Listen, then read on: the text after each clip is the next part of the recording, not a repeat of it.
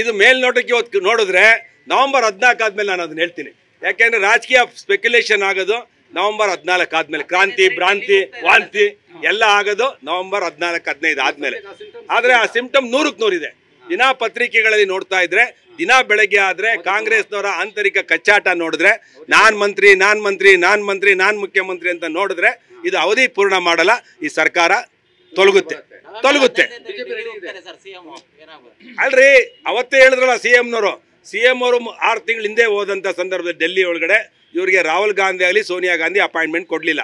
ಅವತ್ತು ಮೀಡಿಯಾದವ್ರು ಹೋಗಿ ಯಾವುದೋ NDTVನೋ ಯಾರೋ ಒಂದು ಕೇಳಿದಾಗ ಹೇಳ್ತಾರೆ DK ಶಿವಕುಮಾರ್ ಅವರಿಗೆ ಶಾಸಕರ ಬೆಂಬಲನೂ ಇಲ್ಲ, ಜನಾಭಿಪ್ರಾಯನೂ ಇಲ್ಲ ಅಂತಾರೆ.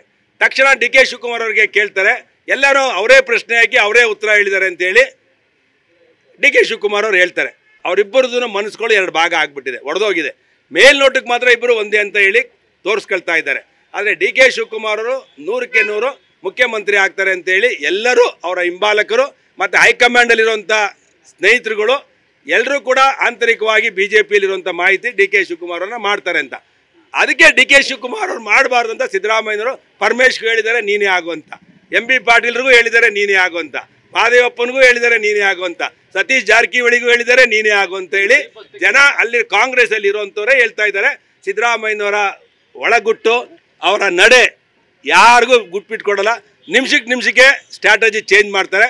ನಿಮಿಷಕ್ಕೆ ತಾನು ಹೆಂಗೆ ಅಧಿಕಾರ ಉಳಿಸ್ಕೋಬೇಕು ಅಂತ ತಂತ್ರಗಾರಿಕೆಯನ್ನು ಹಾಕ್ತಾರೆ ಅಂತ ಕಾಂಗ್ರೆಸ್ ಅಲ್ಲಿರೋ ಶಾಸಕರು ಮತ್ತೆ ಸಚಿವರೇ ಹೇಳ್ತಾರೆ. ಅದರಿಂದ ಸಿದ್ದರಾಮಯ್ಯ ನಡೆ ಏನು ಅಂತ ಯಾರಿಗೂ ಗೊತ್ತಿಲ್ಲ. ಆದರೆ DK ನಡೆ ಮಾತ್ರ ಅಚಲವಾಗಿದೆ, ನಾನು ಹಾಗೇ ಆಗ್ತೀನಿ ಅಂತ. ಈಗ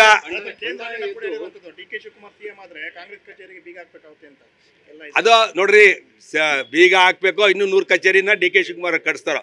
ಅವರು ತಾಕತ್ತಿಂದ, ಅವರು ಫಂಡ್ ಮೊಬಲೈಸ್ ಮಾಡಿರೋದ್ರಿಂದ, ಅವರು ಹೋದ ಚುನಾವಣೆಯಲ್ಲಿ ಕಾಂಗ್ರೆಸ್ಸನ್ನು ತರಲೇಬೇಕು ಅಂತೇಳಿ ಪರಿಶ್ರಮ ಹಾಕಿ ಹೋರಾಟ ಮಾಡಿ ಕಾಂಗ್ರೆಸ್ನ ಅವರ ಅಧ್ಯಕ್ಷತೆಯಲ್ಲಿ ಕಾಂಗ್ರೆಸ್ ಪಕ್ಷ ಅಧಿಕಾರಕ್ಕೆ ಬಂದಿದೆ. ಯಾರು ರಾಜ್ಯ ಅಧ್ಯಕ್ಷರಾಗಿರ್ತಾರೋ ಅವರ ಒಂದು ಅಸ್ತಿತ್ವದಲ್ಲಿ, ಅವರ ಒಂದು ನಾಯಕತ್ವದಲ್ಲಿ ಸರ್ಕಾರ ಬಂದಾಗ ಅವರೇ ಮುಖ್ಯಮಂತ್ರಿ ಆಗೋದು ರೂಢಿ ಮತ್ತು ವಾಡಿಕೆ ಕರ್ನಾಟಕದಲ್ಲಿ, ದೇಶದಲ್ಲಿ.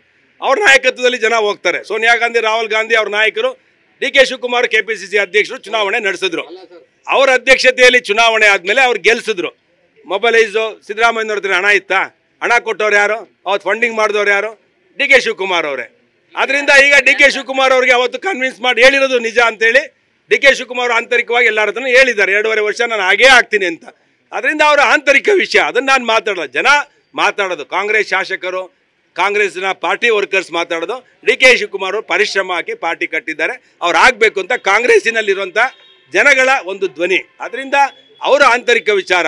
ಸೋನಿಯಾ ಗಾಂಧಿಯವರು ಸಿದ್ದರಾಮಯ್ಯನವರು 5 ವರ್ಷ ಮಾಡ್ತಾರೋ, 2028ಕ್ಕೆ ಸಿದ್ದರಾಮಯ್ಯನವರ ನಾಯಕತ್ವದಲ್ಲಿ ಮಾಡ್ತಾರೋ ನಮಗೆ ಬಿಟ್ಟಿದಂಥ ವಿಚಾರ. ನಮ್ದಿರೋದೇನೋ 2028ಕ್ಕೆ BJP ಸರ್ಕಾರ ತರಬೇಕು. 100 JDS ಮತ್ತು BJP ಸರ್ಕಾರ, 2 ಕುಮಾರಸ್ವಾಮಿಯವರು ಮತ್ತು ಯಡಿಯೂರಪ್ಪನವರು, ವಿಜಯೇಂದ್ರ ಅವರ ನಾಯಕತ್ವದಲ್ಲಿ ನಾವು ಯುದ್ಧ ಮಾಡಬೇಕು. 2028ಕ್ಕೆ 150 ಸ್ಥಾನವನ್ನು ಕರ್ನಾಟಕದಲ್ಲಿ ತರಬೇಕು ಅನ್ನೋದೇ ನಮ್ಮ ಉದ್ದೇಶ. ನಮ್ಗೆ ಯಾರು ಮುಖ್ಯಮಂತ್ರಿ ಆಗ್ತಾರೆ, ಸಿದ್ದರಾಮಯ್ಯನವರು ಉಳಿತಾರ, DK ಆಗ್ತಾರ, ಸತೀಶ್ ಜಾರಕಿಹೊಳಿ ಆಗ್ತಾರ, MB ಪಾಟೀಲ್, ನಮಗದು ಬೇಕಾಗಿಲ್ಲ.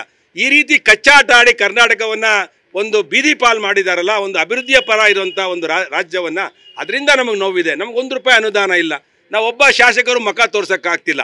ಈ ನೋವಲ್ಲಿ ನಾವು ಸಾಯ್ತಾ ಇದ್ದೀವಿ. ನಮಗೆ ಯಾವ ಹಳ್ಳಿಗೆ ಹೋಗೂ ಮುಖ ತೋರ್ಸೋಕ್ಕಾಗ್ತಿಲ್ಲ. ಸರ್ಕಾರ ಜನರ ಪಾಲಿಗೆ ಒಂದು ಸತ್ತೋಗಿದೆ, ಬಡವ್ರಿಗೊಂದು ಮನೆ ಕೊಡೋಕ್ಕಾಗಿಲ್ಲ. ಎಂಥ ಸರ್ಕಾರ ಇದು? 100ಕ್ಕೆ 100 1,000 ಕೋಟಿ ಫಂಡಿಂಗ್ ಮಾಡಿದ್ದಾರೆ ಅಂತೇಳಿ ನಾವು ಹೇಳ್ತಿಲ್ಲ, ಕಾಂಗ್ರೆಸ್ನವ್ರು ಹೇಳ್ತಿದ್ದಾರೆ. ಎಲ್ಲರೂ ಮಂತ್ರಿಗಳಿಗೆ ಫಿಕ್ಸ್ ಮಾಡಿದಾರಂತೆ. ಅದಕ್ಕೆ ಸಿದ್ದರಾಮಯ್ಯನವ್ರ ಮನೇಲಿ ಡೈನಿಂಗ್ ಊಟದ ವ್ಯವಸ್ಥೆ, ಭೋಜನದ ವ್ಯವಸ್ಥೆ ಮಾಡಿ ಪ್ರತಿಯೊಬ್ಬ ಶಾಸಕ ಮಂತ್ರಿಗೆ 50 ಕೋಟಿ ಕೊಡಬೇಕು ಅಂತ ಹೇಳಿದಾರಂತೆ. 30 ಜನ ಅಂದರೆ 1,500 ಕೋಟಿ ಕೊಡಬೇಕು ಅಂತ ಹೇಳಿದಾರಂತೆ. ಅದಕ್ಕೆ ಎಲ್ಲ ಎಸ್ಕೇಪ್ ಆಗಿ ಕೊಡೋಗ್ಬಿಟ್ಟಿದಾರಂತೆ ಕೈ ಸಿಕ್ಕ. ಒಂದು ವೇಳೆ DK ಅವರಿಗೆ ಕಾಂಗ್ರೆಸ್ನಿಂದ ಮುಖ್ಯಮಂತ್ರಿ ಆಗಲಿಕ್ಕೆ ಅವಕಾಶ ಇಲ್ಲದೆ ಇದ್ರೆ BJP JDS ಸಪೋರ್ಟ್ ಇಂದ ಮುಖ್ಯಮಂತ್ರಿ ಆಗ್ತಾರಂತ ನನಗೇನು ಗೊತ್ತು? ನೀನು ಅದನ್ನ ಮೋದಿ ಮತ್ತೆ ಅಮಿತ್ ಶಾಜಿ ಅವ್ರು ಕೇಳಬೇಕು. ಗೊತ್ತಿಲ್ಲ. ಯತೀಂದ್ರ ಅವರು ಪುಡಾರಿ ಅಂತ ಹೇಳಿ, ರಾಜಕೀಯ ಪುಡಾರಿ ಅಂತ ಹೇಳಿ ಇದು ಮಾಡಿದ್ದಾರೆ. ಕೇಂದ್ರ ಚುನಾವಣಾ ಆಯುಕ್ತರನ್ನ ಯತೀಂದ್ರ ಅವರು ರಾಜಕೀಯ ಪುಡಾರಿ ಅಂತ. ಯತೀಂದ್ರ ಅಂದ್ರೆ ಯಾರು ಹೇಳಿ? ಓ, ಅವರಿಗೆ ಮೆಚುರಿಟಿನೇ ಇಲ್ಲ ಅಂತ ಹೇಳಿ ಕಾಂಗ್ರೆಸ್ನವರೇ ಹೇಳ್ತಿದಾರಲ್ಲ. ನೀವು ಆ ಪ್ರಶ್ನೆ ಕೇಳಿದ್ರೆ ಕಾಂಗ್ರೆಸ್ ಅವರು ಹೇಳಿದಾರೆ ಯತೀಂದ್ರ ಎಳ್ಸು, ಆತನಿಗೇನು ಗೊತ್ತಾಗಿಲ್ಲ ಅಂತ ಹೇಳ್ತಾರೆ. ಅದಕ್ಕೆ ಸಿದ್ದರಾಮಯ್ಯನವರು ಮೊನ್ನೆ ಕ್ಲಾರಿಫೈ ಮಾಡಿದ್ರಲ್ಲ, ನನ್ನ ಮಗ ಹೇಳಿದ ಆ ಥರ ಅಲ್ಲ, ಆ ಥರ ಅಂತ. ಮಗನೋ ಮಗನೋ ನೀವು ಅವ್ರನ್ನೇ ಕೇಳಬೇಕು.